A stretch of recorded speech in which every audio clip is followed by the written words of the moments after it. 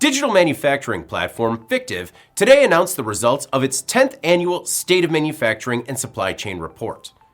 The company surveyed 254 senior manufacturing and supply chain leaders to glean insight into mounting concerns regarding evolving U.S. trade policies, preventing supply chain disruptions, and scaling innovation, AI, and sustainability.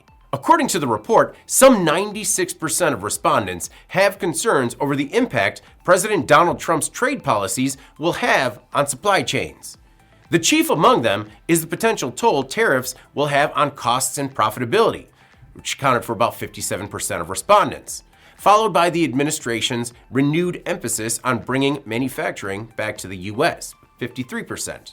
Manufacturing leaders are also fearful that tariffs will drive business uncertainty and impact efforts to prioritize nearshoring as well as create a China Plus One strategy. Only 4% of professionals surveyed said they had no concerns about Trump's policies, and 93% think trade wars will likely escalate in the next few years. About 68% of leaders are prioritizing onshoring as a key supply chain strategy in 2025, especially in markets that require complex parts at scale, like medical technology, electric vehicles, and clean energy. Still, 77% of manufacturing and supply chain pros say a lack of resources, namely labor and money, is severely limiting their ability to manage supply chains effectively. Sustainability remains top of mind as 95% of professionals say weather and extreme climate events are impacting their 2025 supply chain strategy. Some 91% have initiatives and the governance in place